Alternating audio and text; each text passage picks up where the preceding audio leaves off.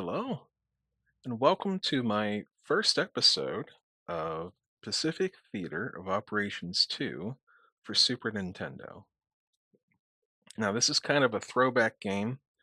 It's pretty old. I think it came out in 1993 originally for the PC, like probably on DOS or something like that. And then it came out, I believe, in 1995 as a port for Super Nintendo, and it changed a little bit between the versions. Like they, ported it to Nintendo, so they like the Super Nintendo, so they had to like make some alterations to it.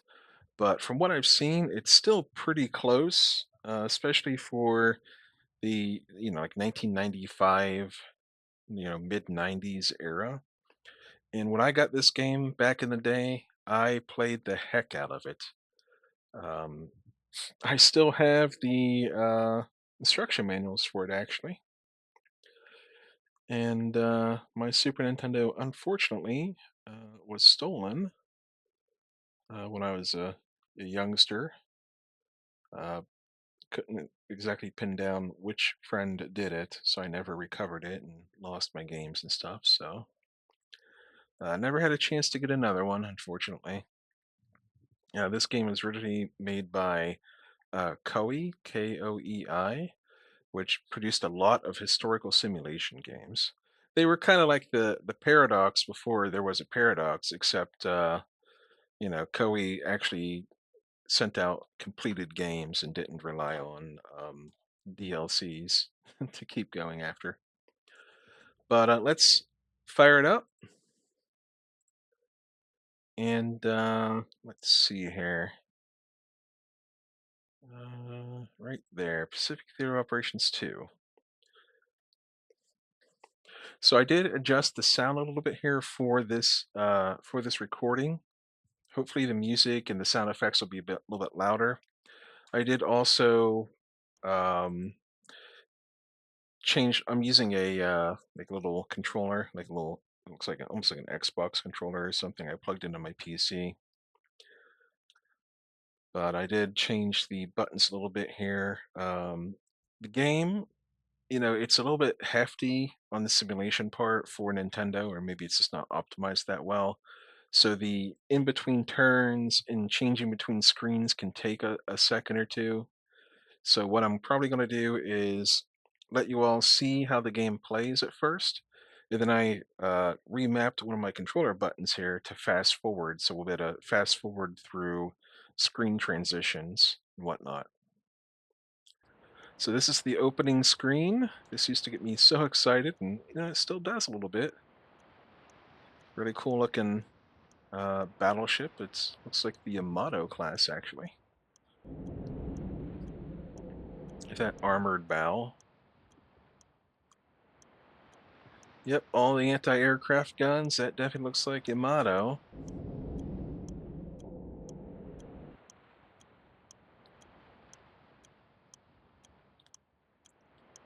So we're just going to check out the cool graphics for a second here. There we go. That's some nice pixel art. They really put in the effort back in the day.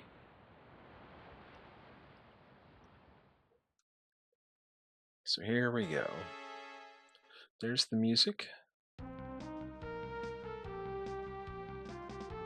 And hopefully it's not drowning out my voice, and hopefully you can actually hear it. If it ends up being too loud on the first episode, like when I play it out, I'll go back in and adjust it a little bit. But we're going to be starting up a brand new game, and I'll walk you through how the game plays if you've never played yourself. So here are the different scenarios available. The white ones are basically like little short scenarios, and the yellow ones are campaigns where you have to actually worry about your production and your government and all that. So like the Day of Infamy, that's obviously, it says 12/8, and that's, Japanese time. On their side of the international dateline, uh, December 7th, the attack on Pearl Harbor is actually December 8th for them. And this is a Japanese game. So that's Pearl Harbor. Southern Operation, that's probably like the Japanese invasions of like Manila and all that. And you got Midway, you got etc. etc. But we're going to be playing a campaign, and we're going to go from the very start. So this is November 26th. So this gives us a little bit of time to do some things before the war actually begins. So we're going to select that one. Here it is, the Brink of War. In 1932, Japan seized Manchuria and established a new puppet regime called Manchukuo. Following their blueprint for the Greater East Asia Co-Prosperity Sphere, Japan sought complete control over Eastern Asia. They waged the China Incident and advanced into French Indochina territories. It's going a little bit too fast for me to read. If you want to pause and read it, you can do so.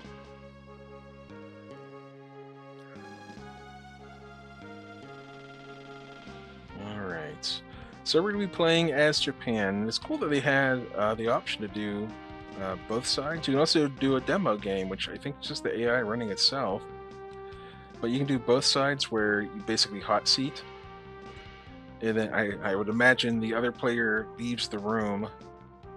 But we'll be playing as Japan. We'll be picking advanced difficulty. And what we're going to do is we're going to go into the US levels here. We're going to boost them up a bit. So we're going to give them a large income. We're going to give them short production time. Now we're going to go with low espionage because the computer already kind of knows what's going on anyway, so it doesn't really matter. Maybe that they'll save money on not doing as many spies. And we'll give them easy conferences so they get what they want. And then for us, we have to choose our difficulty. We're going to go with average income, average production time, espionage level, average, and we're going to go with easy conferences. So everything stays the same except we're going to go with easy conferences, and you'll see why, because conferences are pretty random, and they can really throw off your plan. We're going to go with yep, these difficulty levels are fine. So we're going to go with fast messages. And this is for viewing naval battles, viewing air battles, and all that. We'll do select, so we choose whether we watch the naval battles. We'll choose whether we watch the air battles. Land battles off, because it's basically, you can't make any decisions on land battles. So all it is just like little graphics, people shooting at each other. Animations off. Advice off for me. And stereo sound, whatever. And animation, it just there's like little animations that play every once in a while in between, like when you order a ship to do something or like a fleet to do something, it'll like show it leaving port or something of the sort, or it's just not necessary for us. Alright. Today, the task force led by Vice Admiral Chuichi Nagumo cast off and headed for Pearl Harbor. Other fleets at port will soon set sail for their respective missions. This mission must succeed in order for us to gain the advantage in the war. The fate of our empire lies in this battle. I want everyone to be prepared. Alright, it's going to drop us in. You can see there it is some time here in the loading screen, like the transition screen. This is what will be this kind of stuff is what we'll be fast forwarding through a little bit here in the future. Alright, so the cool thing about this game is you get control of your cursor. It's like a mouse cursor for Super Nintendo. And you know, you got all these little bases and stuff, and the way you lock onto a base is you hold down, I think it's like the right trigger. There you go, you jump to a base, and now you just, whenever you move around it, it jumps to whatever is in next. You basically, if I want to go up to the right, there we go. And you can see here that all these ports that are in blue are US territories. All the ones that are in white are neutral. Technically, the US is also neutral right now. but you do have red versus blue, basically. Now, what you have is you can see the date here. You'll always have your date. You have the side you're playing, which you'll know, and then you have your phase. So there's three phases. There's the move phase, there's the planning phase, and then there's the battle phase. In the move phase is your chance to move stuff around. You can also transfer equipment around, like transfer aircraft to bases, order your Marines to move around. You have control of soldiers, which is you only have the Marine divisions. So there's the Navy and there's the Army. So the Army will be doing its own thing. You have no control over what the Army does, other than trying to during the conferences give them a mission, and they'll go try to do that mission. But this really plays out the traditional Army versus Navy of Japan. And funny enough, the US does the same thing. They have the same mechanic where uh, if you were playing as the US, you wouldn't have control over what the Army does. And they all have their own assets. Like the Army for both sides, they get tanks, they get aircraft, like their own types of aircraft, which are usually a little bit more powerful than naval aircraft because they're land-based, so they don't have to worry about being fitted out for landing on carriers. They can be heavier, more powerful, and all that.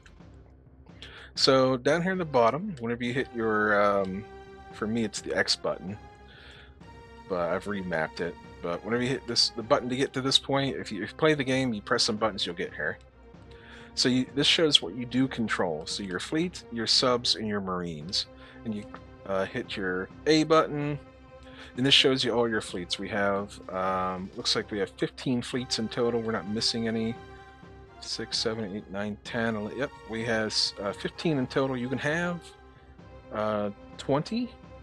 And then if you end up with an allied fleet, it goes up to it goes past 20. Like the fleets are like 21 plus for your allies, and you don't really have any control over what your allies do either. Like you can't order your allies around, I don't think. So we have your fleets, we have our subs, we have 16 submarines, and you can see where they are there on the map. Like this shows you where your stuff's at. So if you didn't see it the first time, you can see where our various stuff is positioned. And then we have the Marines, and this shows yellow means they have an order, red means they have no orders. So you can click here, and it says they're no duty. And they have 100 soldiers, that's the strength of the unit. Like that. And points, PTS, 1 of 1, that's their movement. That's how much, basically, action points you get. And then if we had any kind of intelligence on the enemy, like if we had them spotted somewhere, that would show on this screen. So you can clearly see that about half our fleets are busy with orders. A lot of them are heading towards Pearl Harbor right now to do the Pearl Harbor thing. And then we have some red fleets that don't have any orders at all at the moment. And you can use this as a pretty handy little screen here to check out what you have in your fleet. So you can see that it's the first fleet, and then it's commanded by Yamamoto. So this is the battleships parked in Kure. And their duty is none right now. And they have no target. They're at 61% fuel. Their maximum speed is 25 knots, and that's dictated by the slowest ship that you have in your formation. You can have 2 groups of transports, of 4 transports per group, up to 4 transports per group. Currently, they have no transports with them, and they have 9 action points. So they're 9 of 9. So that kind of shows you how far they can move, because the more action points you have, the further your ships move each turn, and that's probably a lot of that's dictated by the speed. So we'll find another fleet here that has more action points and more speed, and you'll see that. Well, it has more speed, and you'll see it probably has more action points. You can see down at the bottom, CV is carriers, BB is battleships, C is cruisers of both types. There's heavy cruisers and light cruisers, and then there's destroyers. So we're going to get out of that screen. We're going to go to number 2. You can see that they also have a speed of 25 knots. with 9 out of 9, so the movement is the same. Fleet number 3, 28 knots. You can see it went up by 1 extra action point. 35 knots. That's 13 out of 13. And the reason why is they're not encumbered by battleships. They have 2 carriers, a cruiser, and 4 destroyers. This one probably has, so these are the fleet carriers. This is the PTOII of Japan, the strike group, and these are probably light carriers. So we'll go in and check it out just by clicking on it, basically, hitting A on it. And then, since it's underway with orders, up at the top of the screen, it just shows orders. You can give them new orders. You can cancel the current orders, or you can take a look at them. So we're going to take a look at them. And we'll see, this is the first screen that pops up. This is another rundown of your basic information. It gives you an idea of their formation, their transport status, what they're carrying. So you can carry either marines or fuel, like material. And then their position, and then their experience and all that. But you scroll over just by hitting right on your pad here. And these aren't, I thought these might be like the really light carriers, but these are actually pretty decent carriers. They just happen to have a speed of 35, and every ship class in the game has its own speed. So this is actually a fast carrier group here. There's only 2 carriers in the group, and you can see that this is the stats for your ships. You see the name, so there's Soryu. Then you go to the right there a little bit, and that's the armor layout. So there's 5 armor on each side. There's 4 armor on the bow, and there's 3 armor on the aft. And then it shows you your fleet attack and your air attack. So as carriers, they have almost no fleet attack, but they have pretty decent air attack. So they can kind of defend themselves against air attack. And it shows you how many torpedoes they carry. And then it shows you their speed. And for the bigger ships, it shows you how many pilots are on board, or basically how many aircraft. In this case, Soryu has 63, Hiryu has 60, and the Abukama, the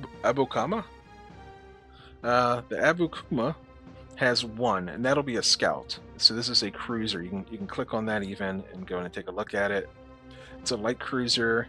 It has 4 armor, so it shows you the status of your armor when you come in here too. If you've taken damage, that's how damage is resolved in this game.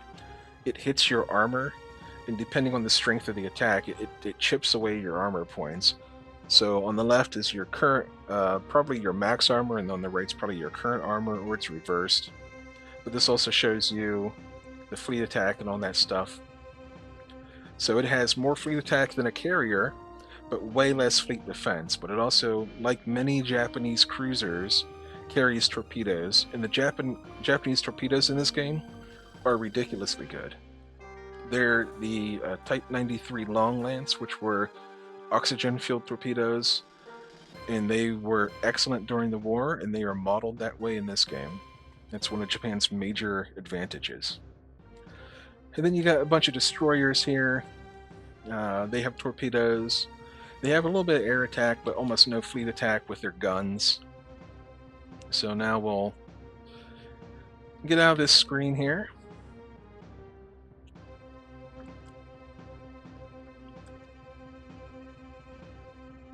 And just to show you, what we're going to do is, well, first I'm going to lay out what our little plan here is. So I haven't played this game in a little while, but I will tell you that what we'll do is we'll go into Assets up here, and we'll take a look at the map. So this is the Assets map. This shows you where the army's deployed, so it's mostly in China, like historically. And then it shows you the Navy, which is just your ships and whatnot. Actually, these might be... Actually, I think this is Marines. I'm pretty sure that's your Marines. The material, this shows you how much material is at each base. It's your fuel. It's your fuel, basically. And you can redistribute this by ordering transports around and whatnot. And then this here is oil, the red is Japan, the blue is the US, green are the neutrals. So as you can see, Japan doesn't really have much oil, and that's going to hurt your national income. And down here in the, Southeast Asia, this is the oil that Japan traditionally went to war for because the US cut them off. And then you have ore, which is probably like iron, uh, tungsten, copper, things like that, chromium, things you need to go to war with. And we have some deposits here in China that we own, but there's also a lot more down here in Southeast Asia. And the U.S. of course has their own reserves. And then this is one of the most important ones. This is the network. This is the supply network. So you can see all the blue stuff, that's all US bases. And they are currently cut off in Guam, Davao, and Manila. Hang on, I need a drink before I continue.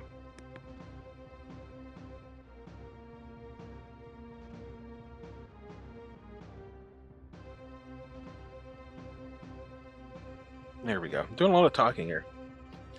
But they're cut off from their network, so these won't contribute to the GNP, to like the gross national product of the US. And Hanoi and Saigon won't contribute to the GNP for Japan because they're cut off from the network. So your supplies, they go through these attached bases like this, and you basically you get whatever has resources in it can flow back. Eat at the beginning, at the end of each month, basically, and that's how you get your GNP. Now, an interesting thing about this game, the computer tends to go balls to the wall. Like there's very little restraint on the computer's part as far as balancing out the gross national product. So what I used to do was I would, back when I used to play this game as a kid, I would attack Palmyra. And that right there, you can see it's a major link in the chain, and that would cut them off from pretty much the entire everything else in the world. Now the US isn't getting anything from this because they're still neutral. Like they have what they have, which is they have their ore, they have their oil. That's what they have. But if the Allies, if Australia, the Dutch East Indies and all that, if they get drawn in the Brits, if they get drawn into the war, they will contribute all of this material, all of this stuff down here, plus whatever the network can reach up in here, that'll all go to the US, and that'll boost their GNP. Which sounds like a terrible thing, but it's a really good thing in this game. Because if you leave the computer to its own devices, like if you cut them off from all of this stuff down here, they will wither because they will burn through all of their material every month to build more ships, build more planes, recruit more Marines, etc., and they will. So your win conditions. Let me show you this. Info. It's probably military ops goals. So the way we can win is we can occupy Washington. We can reduce the U.S. GNP to 0, which can happen. Like they can drop their GNP down to 0 by overspending, or we can achieve a total base yield of over 1,800. Currently, we have 648, and we have a couple missions here: defend Kure, defend Tokyo, and defend Wuhan. And 2 of those are army missions. So the army will kind of on its own go and do that. And we have a mission to defend Kure, which is our home base right now. And we're doing it, so we don't have to worry about it. But if you get issued a mission during the conference, That's that's what you'll have to try to do for the month. And depending on how well you do overall, you get more cards to play during the conference. The conference is a card game. It's like a bidding game. And then you have intel. So we don't have any idea about enemy fleets. We don't have any ideas about any of this stuff. So that's useless. Whoops. We have personnel. We'll check out the Navy personnel. I'm going to fast forward a little bit. You can see that by scrolling, or not scrolling your information, you can see that they have ratings based on sea and air. So you can assign these to command air groups. You can command them to command. You can assign them to command marines. You can assign them to command fleets, and they will boost up the. See, some of these have no XP, but if you assign them, they'll gain XP. Like they can go into fleets and whatnot. So they will boost whatever they are commanding. Otherwise, the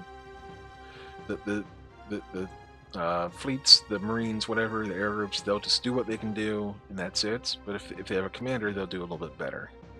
Unless it's like a 0 XP commander, at which point they have to gain some experience before they get the bonus. And then you have your army officers, which we're not too worried about. We can't actually control them. And then we have info here, this is a really cool screen. I used to always love just looking through this screen. So you can see the warships that we have in service. We have our carriers. I'm fast forwarding already. Carriers, we have light carriers. You can see that like the Shukaku, it carries 69 aircraft. The Zuikaku carries 60. Then our light carriers like the Hosho and the Reijo, they only carry 22 and 48. You can actually take a look at them by scroll info. We can go back one screen, I think. There we go. You can actually take a look at the different ships, and they're pretty much all different classes, these ones. There we go. And then you have the Congo, the I think it's the EI. And those look like they are all the same class of battleships. So if I scroll to their stats thing here, they should all pretty much have the same stats. Like, yeah, they have the same speed, same amount of pilots versus fleet. What is that? FLT. Oh, they're in fleet number 757, and then it's versus fleet is 68, versus air is 47. They have 80 experience, 76 experience on the Hiei, and the Haruna has 82 experience, and you can see their armor and stuff. But that's a pretty cool screen. I used to really love just looking at this stuff. I really love the pictures of the ships. And then, I can just scroll through and just check out all the really cool ships. And we'll get out of this screen, and then we have the ships being built right now. We can take a look here. We have no submarines being built. We have probably a couple of warships, but not many. So we have 2 carriers, a light carrier being built. The Yamato is being built, and you can see the build. It's a new option there. The carriers will be built in 9 months, 6 months, 3 months. I'm going down. The Yamato will be built in 2 months. The Musashi will be built in 9 months. It'll be finished. They're already building. The Makagumo will be done in 5, and so will that other destroyer. Those look like they're the same class of destroyer because they have the same stats on them. So we're going to get out of that. Sunk, nothing yet. In reserve, we have 1 destroyer in reserve that we can assign to a fleet.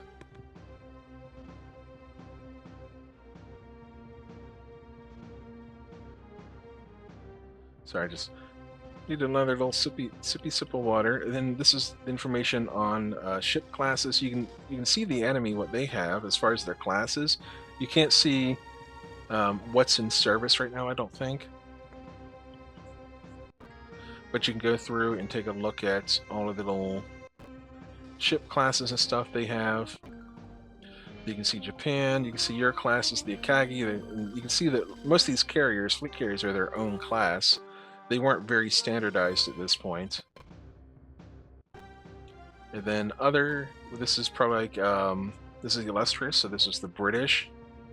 There's the Sovereign, the King George. The Sovereign would be like the Revenge. I think it's the Revenge that sank with the King George. That would be Prince of Wales. And either the Repulse or the Revenge. There it is, the Repulse. So I wonder what the Sovereign is. Oh, I don't know. This might just be in the Indian Ocean somewhere. The York class, the Emerald, and then you have like the Java, which I think was the Australian. Then the De Ruyter, the Trump, that's Dutch. And then the Germans can potentially, if you get the Germans on your side, they'll potentially send their raiders, like the Scharnhorst and the Bismarck.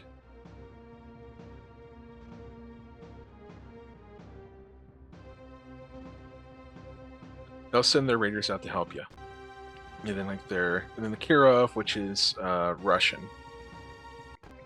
So that's your. Then you can do the same thing with aircraft. We'll just take a look at ours because we're well over half an hour at this point. I don't know if anyone's still even watching or giving a crap. But this is your aircraft, like your fighters, your fleet, your land attack stuff. So your land-based stuff generally has more range because they can carry more fuel because they have bigger fuel tanks. And then tanks, the Type 95, the Type 97. Japan's going to be outclassed in terms of tanks. And we don't actually get tanks as Marines. That's all Army stuff, and the United States Marines won't get tanks either. It's all going to be U.S. Army. It's all going to be Army that gets this stuff. The Matilda II, that's Brits. Churchill, that's Brits. And then the KV-1 and the T-34, that's Soviets, and those are really strong as well. So it's always going to be a challenge during land battles against tanks. But then this shows your oxygen torpedoes. So they're more accurate and they're stronger. And then nation data, you can see that we are at a big disadvantage in a lot of these categories here for gross national product. Spy technology, there's techs you can, basically these are the techs that you can invest in with your money each month.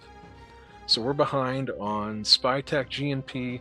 Our naval tech's a little bit better, our aeronautics a little bit better. Weaponry is a little bit better, but we're way behind on industry.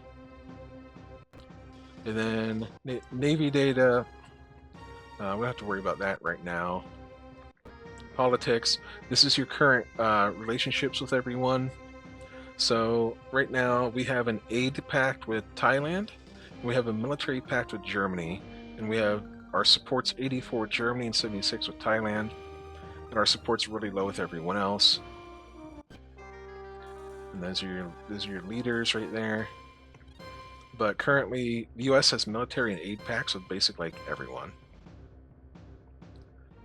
So we're going to get out of this screen here finally. We still haven't even gone anywhere yet, so I'm going to actually save the game. Oh, hang on.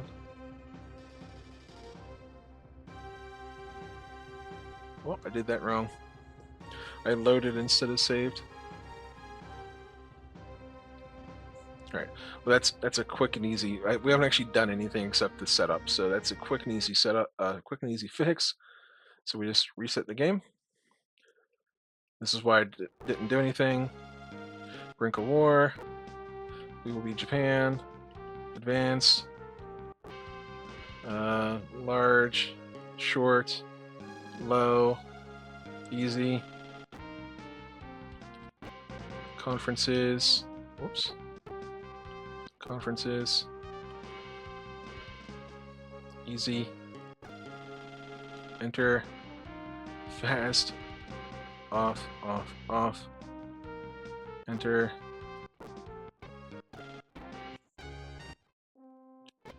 There it is. Now, Saved. Okay, there we go. Anyhow, like I said, we didn't actually do anything yet, but we'll do that in the next one. I don't want this to go too long, but I will finish the run through for the game on how to like do the orders and do all the assignments and stuff in the next one. But I hope you'll enjoy. This is going to be actually a really fun, like really fun little game. There are a few tips and tricks that we'll have to go through to make it like kind of fair for us, because otherwise the AI can be a little bit goofy. It is a game from 1995, 93. So anyhow, I appreciate y'all so much for being here, and I will see you next time.